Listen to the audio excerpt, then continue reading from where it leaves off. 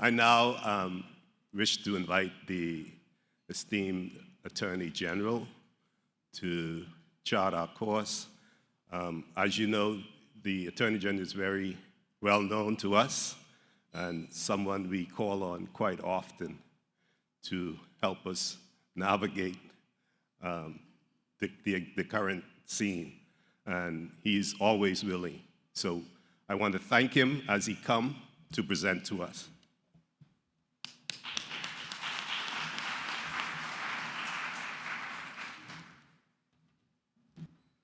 Good morning.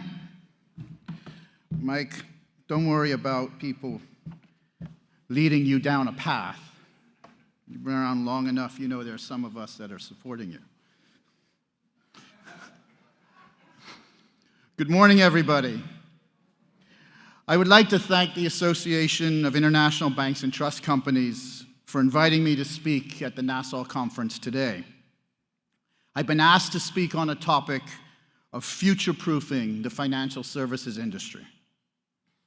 This is an important topic for us as we continue to see the international regulatory environment in which we live and the nature of our financial services industry change because of domestic reforms that occur country by country, and also the impositions of multilateral organizations upon countries like the Bahamas. We have built this industry, sustaining our viability over the last few decades as an international financial center by our ability to be nimble and adapt to changing circumstances while being innovative. Today, these key features of our existence remain the same, and the markets around the world continue to experience turbulence, which, as we know, provides opportunity. A partnership between industry and government to continually innovate and develop, often doing so ahead of our competitors, has been the secret of our success in the Bahamas. Our success has been marked by our ability to identify disruptions and changes in the marketplace, quickly react to those, and then innovate with new products, and then aggressively pursue the market and clients from those jurisdictions that we identify. This is the formula, and this formula is how we continue to future-proof our financial services industry. I want to give you an example of how we have done this in the past so we can see how we should do it in the future. And that's in our pursuit of the Brazilian market years ago. As a country, we have collectively worked hard over the years to develop financial services market in Brazil. And when I was Minister of Financial Services, we perfected the Smart Fund 007 to capture certain onshore and offshore structuring opportunities that created tax deferrals as a way of leveraging domestic Brazilian law. This was an excellent innovative product that we created between partnerships with government and industry together. We identified the opportunity, we then agreed a strategy, and we positioned the Bahamas in a differentiated position vis-a-vis our competitors. We marketed the product aggressively in Brazil and saw our fund industry grow, reaching record numbers of funds licensed in the Bahamas. At one point, the fund industry became the fastest growing and arguably the most dominant feature of the financial services industry in the Bahamas. This is a proven strategy for future-proofing the financial services industry. However, we did not stop there. We continued to innovate. The market was right. We had an aggressive strategy developed by government and industry, and we created a new form of entity to license as a fund. As we all know who practice in the fund industry, that would have been the investment condominium, known as the ICON. And the ICON was developed jointly between the government of the Bahamas, the Bahamian financial services industry, as well as the local legal industry in Brazil. The ICON created another influx of licensed funds originating out of that jurisdiction, providing a product that was structurally familiar to the investment condominium that they use domestically in Brazil. That is innovation. And as a result of these innovations, a material amount of funds, as mentioned, licensed in the Bahamas, originated from Brazil. But as we know, those in the funds industry, we have experienced legislative reforms in Brazil that has adversely affected that market for our jurisdiction. Brazil passed controlled foreign corporation laws domestically, which adversely affected funds in the Bahamas and eliminated any tax benefit of deferral that their clients and their citizens experienced utilizing the offshore fund structure in the Bahamas. Yes, we enjoyed prosperity for 10 years from that marketplace. However, now it's time to innovate again. We know there are many of those funds no longer reside in the Bahamas as a licensed fund. We must now identify markets that are experiencing disruption that allows us to continue to innovate and fill the void to attract new business. I see an opportunity in a country that is very familiar to the Bahamas, the United Kingdom. We know that their former administration, and echoed by their current administration, has the desire to significantly reform the resident non-domiciliary regime in the United Kingdom. This will have a material effect on thousands of ultra-high net worth residents in the United Kingdom. Each one of them will have to look at their resident status, their wealth structures, and evaluate what changes are going to be required for them. Because as we know, they were in the United Kingdom because of the tax benefits. So now they're going to have to restructure themselves to see where they can experience similar tax benefits. We should all pay attention to the budget that will be presented at the end of October in the United Kingdom and understand the changes and the reforms that that budget will contain, and how does that affect both the clients in the United Kingdom and the positioning of the Bahamas. For example, we have recently in the Bahamas reformed our permanent resident law. We now allow for permanent residents with the purchase of a 10-year zero-coupon $1 million bond from the central bank. That was in the most recent budget exercise in the Bahamas. What does that mean? That means for a zero-coupon bond investment, the client can receive permanent residence without having to purchase a home. So you may now have scores of clients who may not be ready to purchase a home, but they are looking for changes in residence to satisfy their personal planning needs. We must determine what other product reforms may be needed, and how can we leverage our current toolbox to attract them. Like we did before, solutions and products must be developed jointly between the Bahamas government, the Bahamian financial services industry, and in this case, the London legal community. We as a country, and particularly the industry, must invest. We must invest in traveling to London, meeting with practitioners, meeting with clients and advisors, and working to attract that business to the Bahamas. This is one opportunity where we can put our proven formula at work and open a new marketplace of clients and business. Yes, of course, it could be a residence opportunity, but it is also a wealth plan restructuring opportunity for us. In fact, some trustees in the Bahamas have indicated to me that they are already seeing restructures of trusts and new trusts redomiciling to the Bahamas because of the anticipated changes in the non-dom regime in the United Kingdom. We must be alert, we must be creative, we must be aggressive, all in the spirit of innovation. And there are other jurisdictions that are undergoing significant domestic reforms, where the status quo is being disrupted. This is where opportunity lies. We must work together to identify these jurisdictions identify the opportunities for the Bahamas, and aggressively work to create solutions for our potential new clients. We as a country and as an industry, historically, we would go out and search for opportunities, search for industry growth and expansion, and commit to going to these jurisdictions to see how we can innovate. You can't always do it sitting behind your desk, staring at the beautiful waters of the Bahamas. You have to go. This was evident in Brazil. This was evident in Mexico and others that we have termed potential jurisdictions. And some worked out, yes. Some did not, of course. But I remember when we decided to go, the industry went with a substantial presence and collectively worked on potential products and opportunities.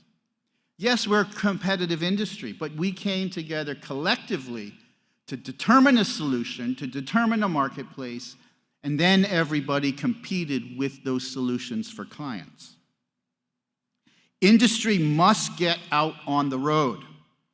You must travel, and you must help identify these opportunities and jurisdictions. And frankly, this has waned in recent years.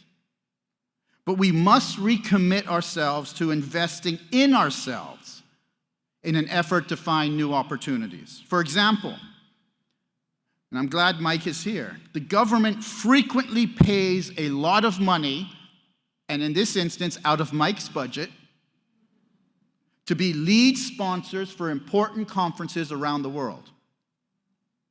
The expectation is that industry would follow in their commitments and collectively assess these markets for new opportunities. We have STEP LATAM in Buenos Aires, Argentina, next week, where Mike has agreed to be the lead sponsor once again. The government expects the financial services industry to be committed to attending and investigating new opportunities in Argentina, along with our commitment to do so. So I hope, we have a full room here today, I see many of you there next week, where we can enjoy a great Argentinian steak, a bottle of Malbec wine, and go find new clients. Collective commitment to new market investigation and analysis is fundamental to future-proofing our financial services industry. And yes, identifying and developing new market opportunities is a significant component to future-proofing the industry. But an equal component is investing in yourselves. We have experienced significant regulatory changes that affect the foundation of our financial services industry, and we continue to see changes on the horizon. We as practitioners, and yes, I still call myself as a financial services practitioner, must be knowledgeable, we must be aware, and we must be prepared in this continuous environment of change.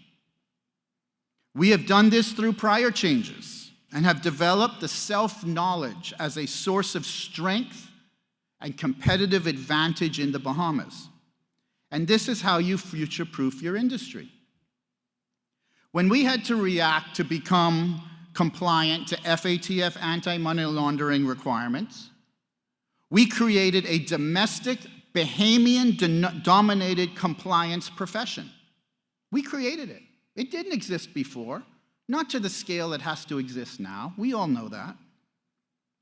Today, we are internationally recognized for our excellence in our compliance professionals. This model is fundamental to future-proofing our financial services industry, and especially in the changing regulatory environment when it comes to taxation. The changes in recent years on taxation and tax-related reforms have been nonstop. This includes, for example, BEPS, which includes our economic substance requirements. This is predicated in the erosion of tax bases. And now we have the global minimum corporate income tax, referred to as Pillar 2, that Mike mentioned in his opening. And although we've been working our way through these reforms for the last few years, we have not seen our industry professionals develop the necessary expertise in taxation that is required to ensure that the financial services industry is future-proofed. We see the evidence of this with frequent advertisements for tax professionals by the accounting firms, the law firms, financial services industry, and yes, government. Most of these posts, unfortunately, will be filled by non-Bahamians, which is not conducive to developing the domestic expertise that we require. I encourage the industry, and for all of you young people in the industry, this is very important. Invest in yourselves and your expertise in taxation.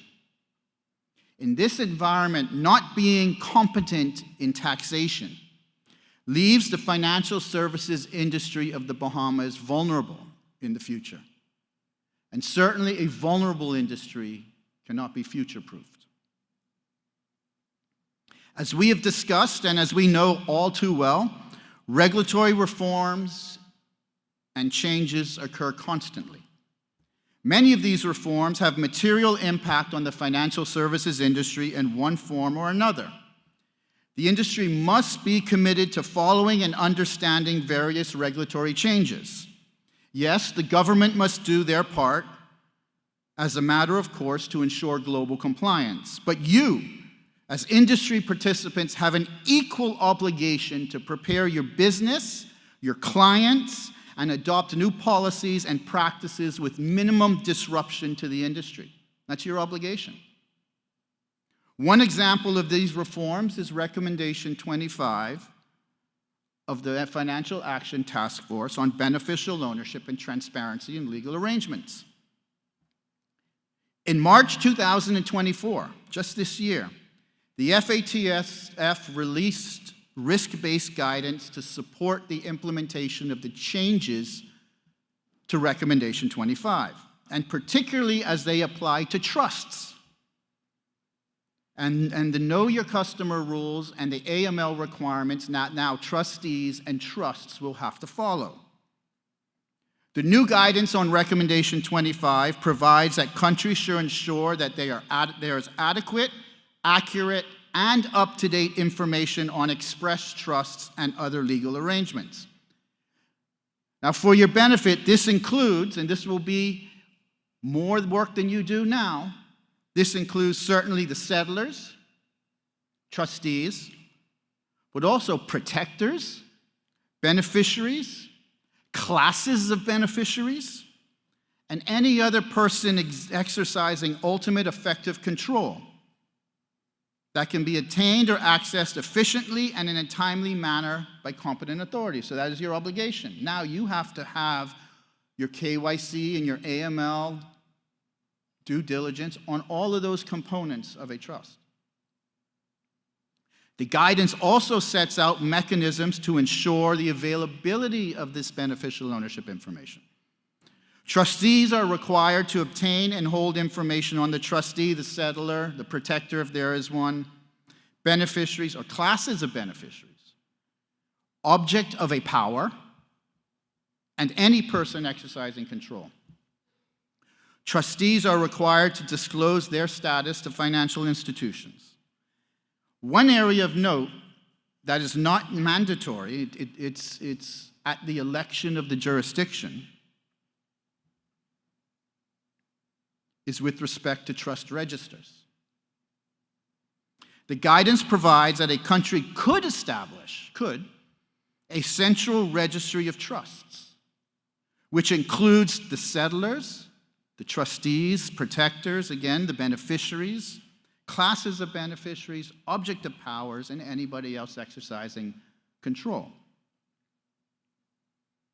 I encourage all in here and all in the industry to become aware of these new requirements. It is an area that certainly is going to evolve. The government does not have the intention, let me be clear, at this time, the government does not have the intention on the creation of a trust register. But the guidance for Recommendation 25 is telling, and it's telling where the FATF wants the industry and the international trust marketplace to go. I, as Attorney General, have requested external legal opinions on the scope of the requirements, especially as it pertains to our trust industry, and it will include any recommended legislative changes that will have to occur, which I'm sure will happen. We will have further consultations on this in the near future. However, you and your institutions should become knowledgeable, proactive, and monitor these revisions and guidance in real time. Understanding these reforms and other reforms is fundamental to future-proofing the financial services industry. One significant component to future-proofing the financial services industry is by taking a leadership role in industry innovation and doing so on a global and international basis. This not only proves our expertise and our competence as a jurisdiction and as an industry, but also raises the international awareness of the Bahamas globally. This responsibility lies with all. It lies with government, it lies with the regulators, and it lies with the private sector. When we have decided to be leaders, we have oftentimes punched above our weight and demonstrated to the world that we lead from the front. In a global marketplace, being global leaders is a contributor to future-proofing our financial services industry. I want to give you just a couple of examples of how we do this. The Bahamas, yes, we enacted world-class and leading legislative framework for the regulation of digital assets. We did so with the Digital Assets and Registration Act of 2020 and more recently, the Digital Asset and Registration Act of 2024. Those pieces of legislation gained acclaim and enabled the Bahamas to attain a #1 world ranking in the Solidus Labs Global Crypto Index, which ranks digital asset regulations, and said we both protected consumers and encouraged innovation. But just passing this trailblazing legislation is not enough. On the global level, at many forums where thought leaders contemplate the direction of the digital assets regulation, you will find voices from the Bahamas, present and leading. In this instance, it's frequently the Securities Commission of the Bahamas and their Executive Director, Christina Roll, actively participating in a number of forums, actively participating in the IOSCO, International Organization of Securities Commissions, as it seeks to understand their regulatory risk framework in digital assets. We also look to be a global leader in the debate on global taxation and where should the decisions be made on global tax reform. The Prime Minister, from the day he took office, has championed that the proper forum for global tax reform and regulation should be the United Nations. His voice was a regional leader on this issue. The Prime Minister penned a letter in support of United Nations Resolution 78-230, and the Prime Minister then spoke in multiple forums in support of that resolution. And the predicate for the approach by the Prime Minister was the belief that concepts underpinning the current international tax system prefer the interests of the global north, that is, the OECD members themselves and developed countries. The consequences are that the substantive rules developed through the OECD initiatives frequently ignore the needs and priorities of developing countries and are usually beyond their financial and human capacity to implement effectively.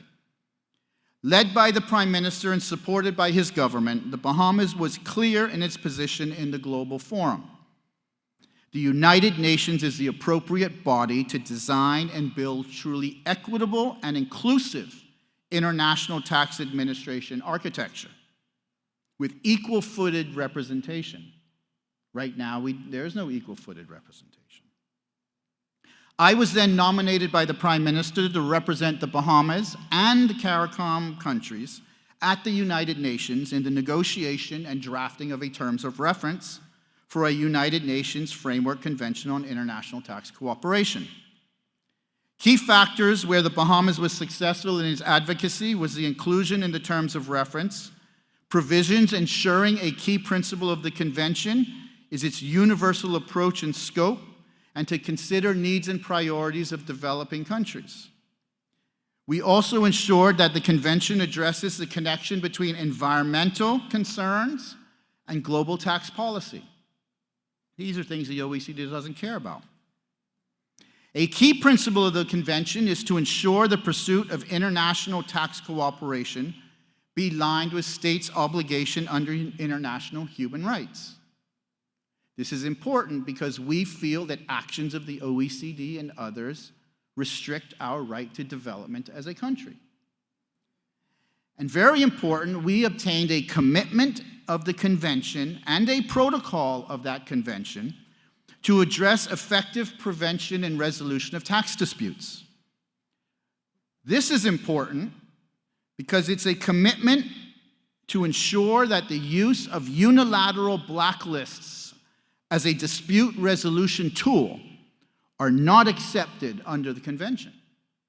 You need a proper bilateral dispute resolution mechanism. Strong leadership in the international forum and policymaking is fundamental to future-proofing a financial services industry. The government is ready and willing to undertake cooperative policy innovations, whether it's new products, new markets, new legislative opportunities in order to sustain growth. We also recognize that we, the government, must be committed to ease of doing business, as well as addressing historical and vexing frustrations in our linkage to the financial services industry, which includes the historical framework and makeup of the Registrar General. As you would know, the government recently launched the new Corporate Administrative Registration Services portal. We call it CARS. CARS is a fully digital corporate registry platform that allows the user to incorporate a new company, file corporate documents, pay annual fees, and obtain certified copies of corporate documents from the comfort of your own office. And we recognize the transition to a digital company registry will be new and is new. It's new for government and it's new for industry. And like all new things, not everything is perfect in the beginning. We encourage all of you service providers to sign up and sign up now to CARS, as having to maintain a digital platform and a manual platform simultaneously is not productive, not efficient, and is not an effective use of our resources. And in running it in parallel causes frustration for you, which then causes you to call me, which then causes me to call Camille. We are systematically rolling out new features to CARS to make it more user-friendly and allow the platform to provide an ever-growing scope of services. The registrar is going to touch on some of these additional functions, I think, when she presents later today. But we are also launching a massive scanning project, and this is important because this will allow CARS in its database to have all of the historical and legacy companies in it as well, which eliminates an entirely manual component. However, we as government recognize that the conversion to CARS requires an administrative reorganization within the Registrar General Department. And to this end, we have done the following.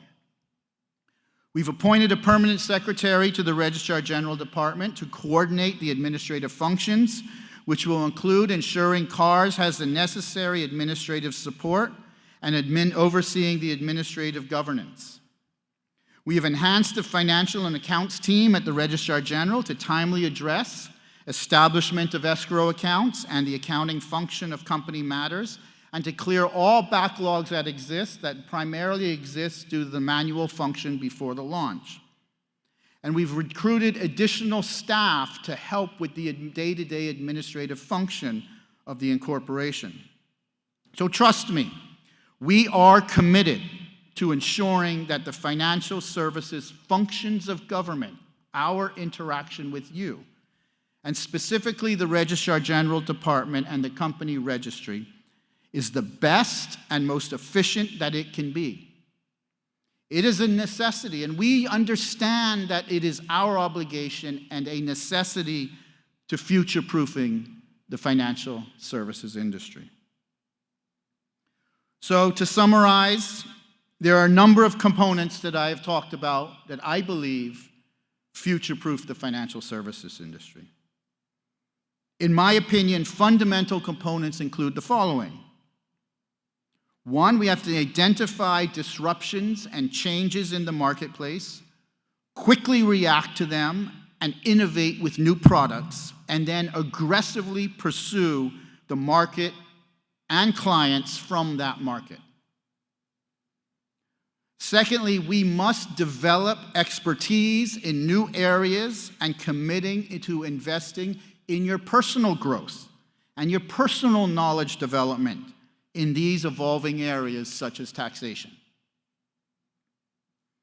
Thirdly, the Bahamas must take a leadership role in industry innovation and doing so on a global platform. As mentioned, this not only proves our expertise and our competence, but also raises international awareness about the Bahamas, which is important, as most, if not all of our clients are international clients. And lastly, I believe a commitment by the government to ensuring that its role in financial services operates effectively and efficiently to contribute positively to financial services operations. One thing about our industry, if there is anything that is constant, it is change. We are vulnerable to external legislative changes and regulatory changes, and especially those changes imposed on us. And it leaves us vulnerable and living in a state of constant anxiety. But we have succeeded through the years in this atmosphere. Yes, it takes a lot of work, takes a lot of cooperation amongst ourselves, and takes a lot of foresight. It requires policy commitment and transformative innovation.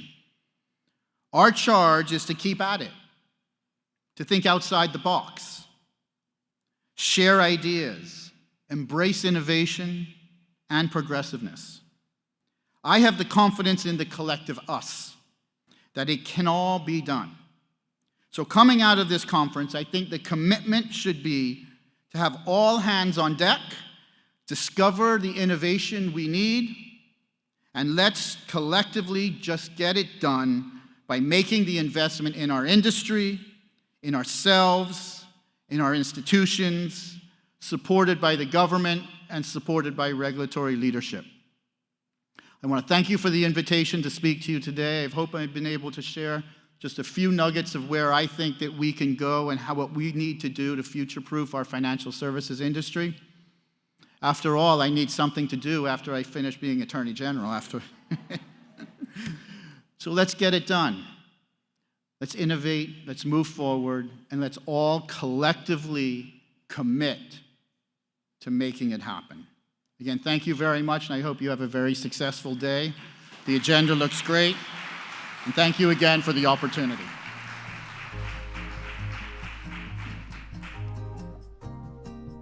AG, you have demonstrated yourself to be a strong supporter of the financial services industry, and your presence here today affirms that view. The messages were clear. And so on behalf of AIBT, its directors, members, we say thank you for being with us this morning.